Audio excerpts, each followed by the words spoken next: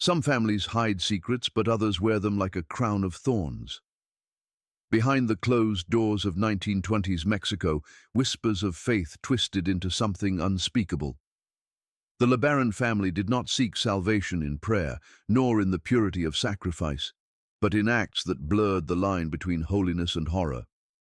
What began as devotion soon became a pact so disturbing, its legacy still stains the soil of history. In the quiet heart of Mexico in 1924, the LeBaron family existed not merely as another clan of religious settlers, but as a presence that lingered in the imaginations of those who crossed their path, for there was something unusual, unsettling, and deeply disorienting about the way they moved through life. Their faith was their anchor, yet, unlike the common beliefs of their neighbors, the LeBarons carved their own gospel from the bones of old scripture and the whispers of visions only they claimed to see.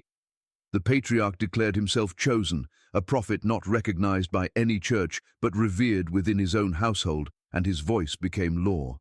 His sermons did not echo in temples but in the wooden walls of their compound, where family members and followers listened with wide eyes and trembling hands, knowing that refusal or doubt was treated as sin worse than blasphemy. This was a family where faith was not an inheritance but a chain, and each link was forged tighter with every generation, binding them not to God, but to the distorted reflection of him that their patriarch preached. The LeBarons lived on the fringes, shunned and distrusted by locals who could never quite articulate the source of their unease, yet always felt its shadow.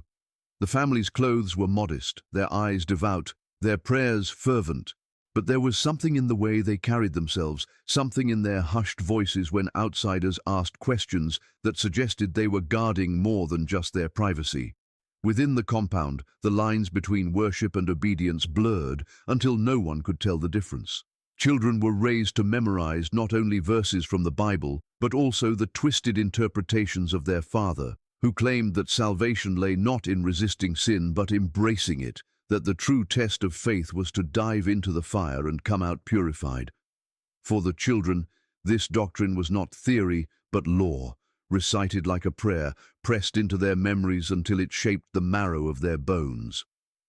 The household became a theater of rituals where common acts of life were transformed into demonstrations of obedience. Meals were eaten only after long prayers that stretched into hours, leaving children faint with hunger until the patriarch gave permission. Discipline was harsh and sudden, a reminder that questioning meant danger.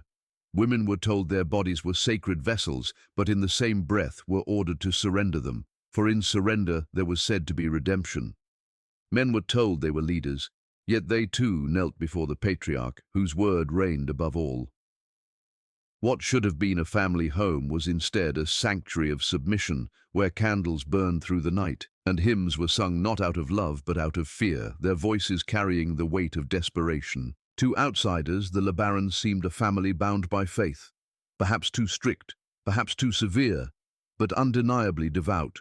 Their neighbors spoke in whispers of how they rarely mingled, how they refused festivals and gatherings, how their children seemed quiet, pale, and oddly detached, like shadows learning to mimic the living. No one could fully see the doctrine festering behind the compound's doors, how every sermon deepened the family's descent into madness disguised as holiness.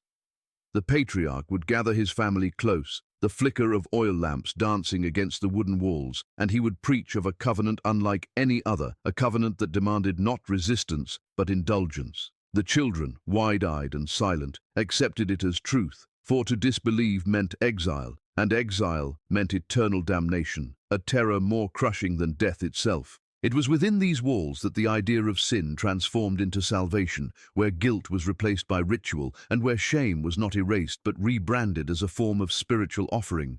The family believed they were chosen, that their suffering and submission, their surrender to acts others would call vile, were part of a greater design.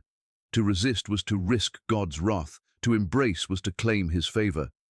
This ideology wrapped around them like a snake, tightening with each passing year, suffocating them until there was no breath left that wasn't laced with fear, and no thought left that wasn't infected with the patriarch's vision. They ceased to live as individuals and instead became vessels of one singular doctrine, each step and action dictated by the belief that through their degradation they were climbing a ladder toward heaven. For the young members of the family, this was not merely belief, but reality. They grew up in the shadows of their elders, watching as their mothers bowed to their father's will, as their sisters were told to sacrifice innocence for holiness, as their brothers learned to equate dominance with divinity. There was no space to question, for doubt was crushed before it could take root, punished with fasting, isolation, or worse. Fear became their constant companion, yet so too did a strange sense of pride, for they were told that they were special, that their suffering was proof of their chosen status. This paradox, terror entwined with privilege, kept them bound to the creed, unable to escape even in thought, let alone in action. The LeBaron household thus became a world of its own, cut off from the moral compass of society and spinning in its own orbit of corrupted faith. To step through its doors was to enter a space where time seemed suspended, where prayers mingled with cries, where the scent of incense masked the rot of broken innocence, where the silence of obedience was louder than any scream could ever be. It was here, in these conditions, that the seeds of their horrific pact were sown, nurtured by scripture, twisted into chains, watered by fear and blind devotion, until the family's very identity became inseparable from the darkness they called holy. The pact that bound the LeBaron family was not forged in public, nor was it written down in ink for others to witness, but it lived in whispered oaths and candlelit gatherings where the air was heavy with smoke and expectation. It was the kind of covenant that could never be spoken aloud to strangers, for it defied not only the laws of men, but the very fabric of morality itself. Within the walls of their compound, far from the eyes of the outside world, the patriarch spoke of visions that descended upon him like revelations, dreams that told him sin was not a barrier to heaven, but the stairway leading to it. The family was told they had been chosen for a sacred mission, and that mission demanded the unthinkable. He declared that indulgence was obedience, that what the world called defilement was in fact purification, and that through acts others would recoil from in horror, they would ascend to a realm closer to God. This was the birth of the pact, a silent agreement to obey, to surrender, and to embrace the ritual of sin as salvation. The binding power of the pact lay not in paper or law, but in fear and belief. Each family member was taught that they had been marked by heaven, that refusal to participate was not only disobedience, but an invitation for eternal damnation. Their fear of punishment in this life was nothing compared to the terror of rejection in the next, and so they bent, they surrendered, they agreed. The rituals were orchestrated under the guise of worship, their timing dictated by the patriarch who claimed to hear divine instructions. Rooms were lit with flickering oil lamps, their shadows dancing like specters across the walls, while hymns rose in voices that trembled more from dread than devotion. The pact was performed not once but repeatedly, becoming the rhythm of their lives, a cycle of desecration framed as redemption, each repetition binding them tighter into the family's web of horror. At the center of the pact was the body itself, no longer regarded as a vessel of innocence but as a sacrificial tool. Women were told their submission was holy, that their degradation was a gift to the divine, while men were instructed that their dominance was not sin, but sacrament. Children grew up watching these acts framed as rituals, and in time they too were absorbed into the circle, their innocence consumed by the weight of twisted tradition. There was no escape, for the pact was not only spiritual but emotional, reinforced with threats of exile, of abandonment, of being cast into eternal fire should they resist. Fear and faith worked hand in hand, crushing rebellion before it could bloom, ensuring that silence became the only survival. What made the pact truly horrific was not only the acts themselves but the way they were justified. The patriarch wielded scripture like a weapon, bending words to his will, finding verses that could be twisted into validation. Passages of submission, obedience, and sacrifice were pulled out of context and wielded as chains. Each ritual began with a sermon, a reminder that they were chosen, that their suffering was holy, that their shame was proof of divine favor. The family knelt and prayed before and after, binding the ritual in prayer as though to cloak it in righteousness. This false holiness masked the raw cruelty of what was happening, wrapping horror in the skin of sanctity and making it all the harder for anyone inside the circle to see the truth.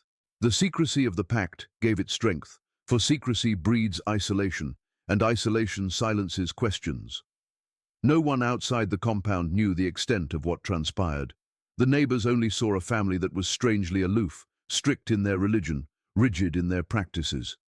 To those within, however, secrecy was survival. Children were warned never to speak of the rituals. Women were threatened with curses should they whisper the truth, and men were reminded that their authority came only from their obedience to the patriarch's law.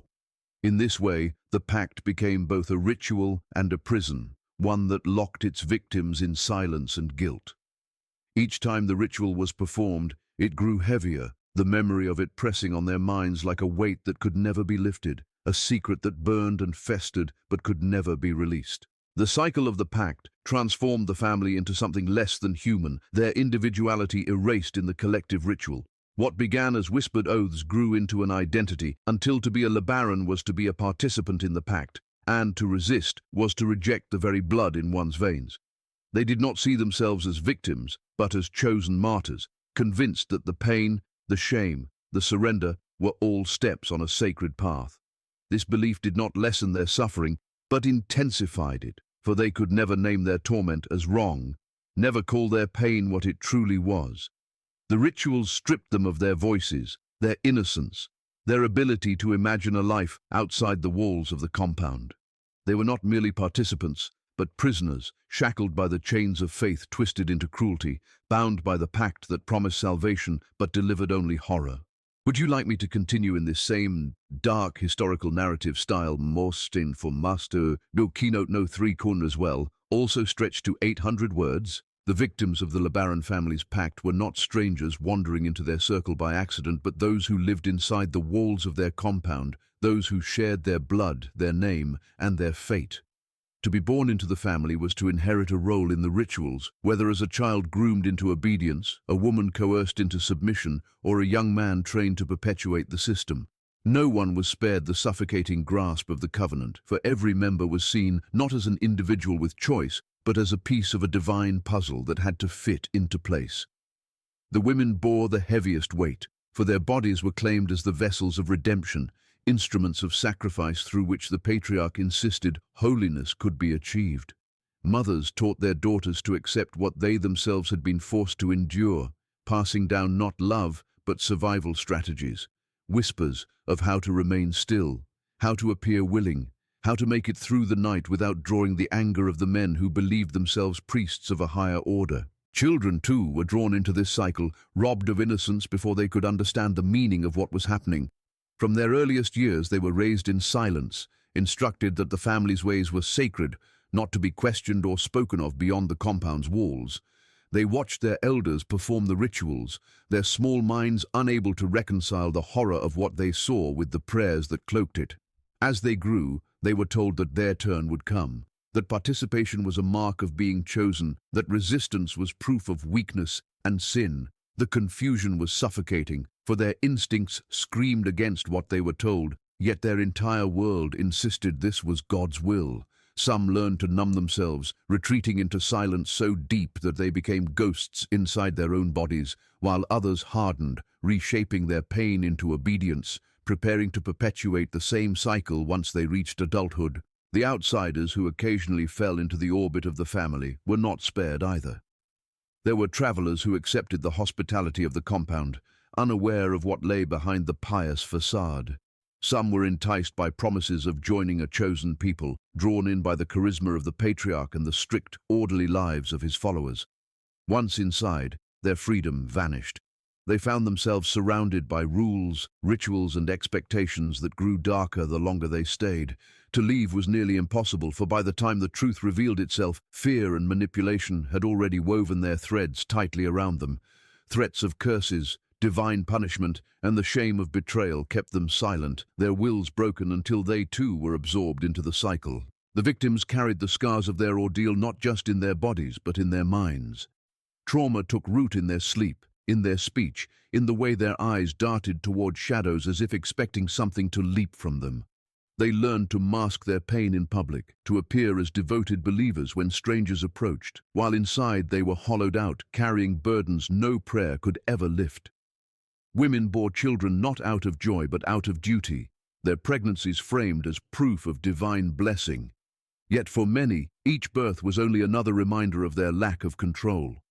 Children born into this system were trapped before they took their first breath. marked as inheritors of the Pact, raised not with love but indoctrination, their futures scripted before they could even form a thought of rebellion. The cruelty of their situation was compounded by the way the patriarch's teachings distorted their perception of reality. Victims could not even name themselves as victims, for they were taught that suffering was holiness, that endurance was proof of devotion, that their pain was the seed of eternal reward. To cry was weakness, to resist was sin, to flee was damnation. This inversion of morality left them disarmed, unable to articulate their horror even to themselves. The Pact did not only control their bodies but colonized their minds, transforming their guilt into chains, their shame into silence, and their terror into a twisted form of faith. It was not enough that they endured the rituals. They were forced to believe in them, to call their torment holy, to swallow their screams until silence became second nature. Even among the family, a hierarchy of suffering emerged. Some were subjected to the most degrading roles, others elevated as enforcers of the patriarch's law, but all were bound together by the same inescapable chain. The victims could not look at each other without seeing a reflection of their own brokenness. Mothers could not save daughters, fathers could not protect sons, siblings could not shield one another, for to intervene was to invite wrath upon them all. The Pact demanded complicity, and so even those who longed to resist remained silent, their silence condemning them as much as their obedience. This silence was the most insidious weapon of all, for it ensured the cycle could continue unchecked, generation after generation, with no voice brave enough to shatter the illusion. The lives of the victims became defined by absence, the absence of freedom, the absence of choice, the absence of safety. Their childhoods were absent of laughter, their marriages absent of love, their faith absent of comfort. They lived in a hollowed existence where every gesture, every word, every prayer was dictated by the Pact. Even when moments of clarity flickered through their minds, brief realizations that what they endured was monstrous, they buried them quickly, suffocated by the fear of eternal punishment.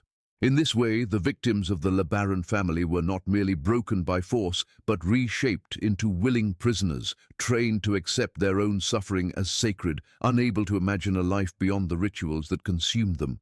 The mask of holiness was the LeBaron family's greatest weapon, a shield so carefully crafted that it allowed them to exist in plain sight while hiding their corruption in the shadows.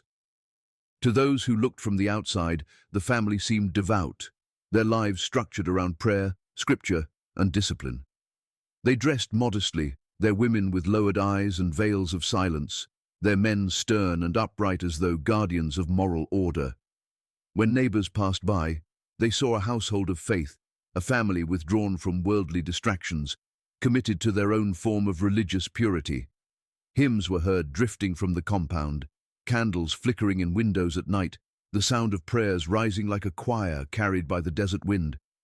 It was a performance, one rehearsed so thoroughly that even the youngest children knew how to play their parts when outsiders were near. Behind every prayer, however, lay an abyss, a darkness that no one beyond those walls could truly comprehend. The patriarch understood the power of appearances, and he wielded it as ruthlessly as he did scripture.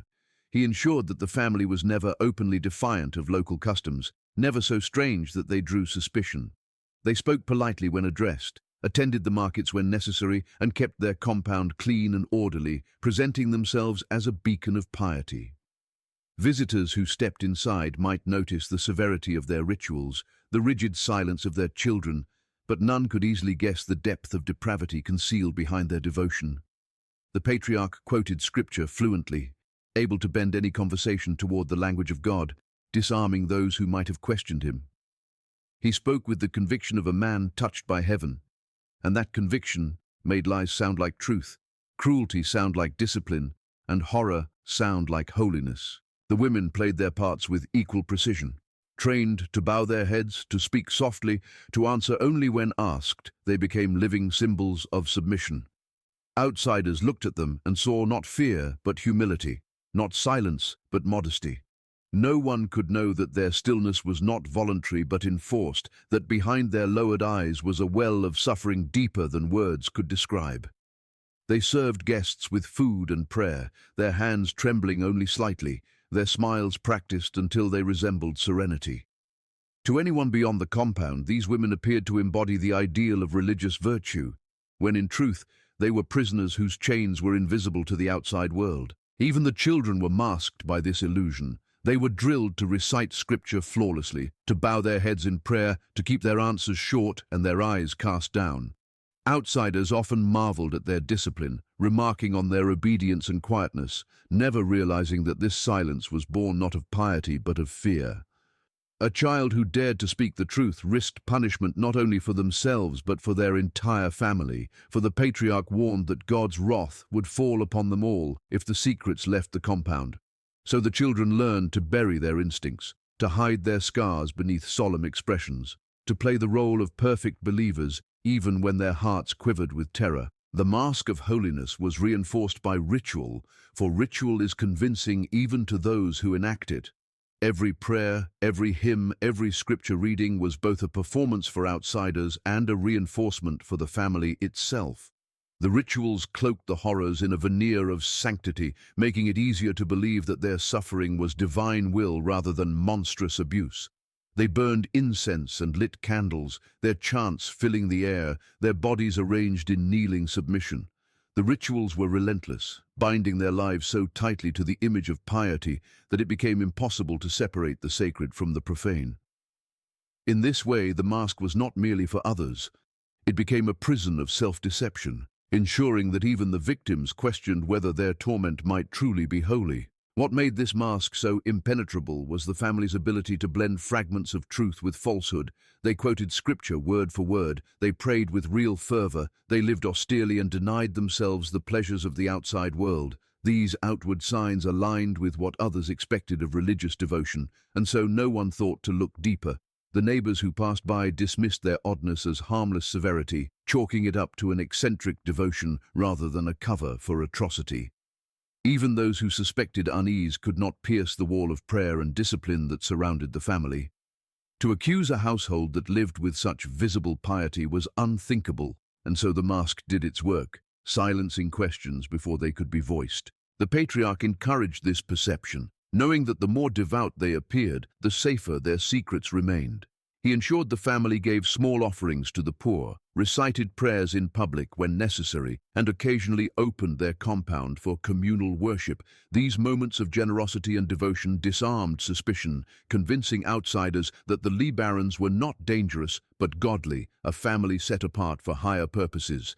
Each display of faith was another layer of armor, another veil pulled over the truth. In time, the mask became so thick that even whispers of strangeness could not penetrate it.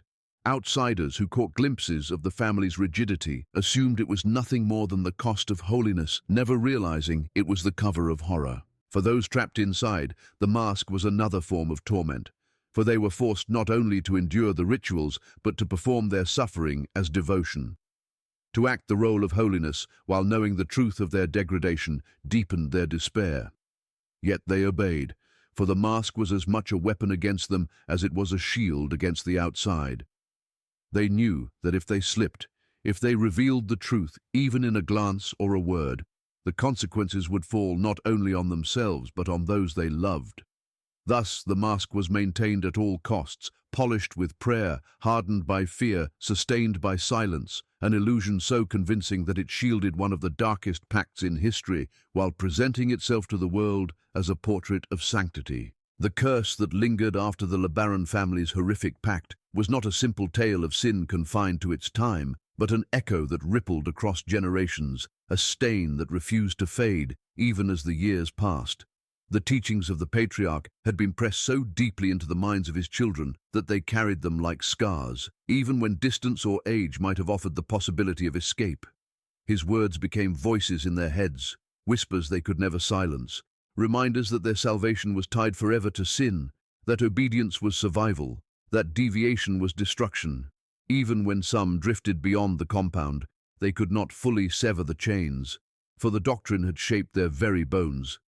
The legacy of fear outlived the patriarch himself, passed like a sickness from one generation to the next, ensuring that the horrors he created were not buried with him, but lived on in the blood of his descendants. The curse lay not only in memory, but in the way the family had been reshaped. Children who had been victims grew into adults who did not know how to love without domination, who did not know how to submit without pain. The cycle of what they had endured continued, sometimes in the open and sometimes in whispers, as they struggled to make sense of their own twisted inheritance. What should have been bonds of tenderness were instead tainted by suspicion and fear, for they had learned that family was not safety, but danger, that faith was not comfort, but control. This distortion infected every relationship they touched, ensuring that even when they sought to break free, they carried the weight of what had been done to them. The curse also lived in silence, for silence had been their survival, and silence became their prison. Many could not bring themselves to speak of what they had endured, even decades later, for the shame was too deep, the fear of divine retribution too strong. They lived double lives, outwardly part of society but inwardly trapped in the rituals of their childhood, haunted by images they could not erase. Some passed this silence to their children, speaking vaguely of strict upbringings, of sacrifices, of holiness, without revealing the depth of the corruption behind it. In this way, the next generation inherited not the acts themselves, but the shadow of them, the weight of something never named yet always felt. The family's story became a ghost within itself, lingering in the background of every interaction, unspoken yet undeniably present. The land, too, bore the curse. For those who knew the whispers of what had transpired within the compound could never look at it the same way. The neighbors who once dismissed the family as odd began to recall their unease, the strange quietness of the children, the unnatural rigidity of the women, the patriarch's sharp gaze that seemed to pierce through them. Rumors grew and spread, twisting into legends that lingered in the villages long after the family had dispersed. Some claimed they could hear hymns in the night, sung by voices that trembled with fear.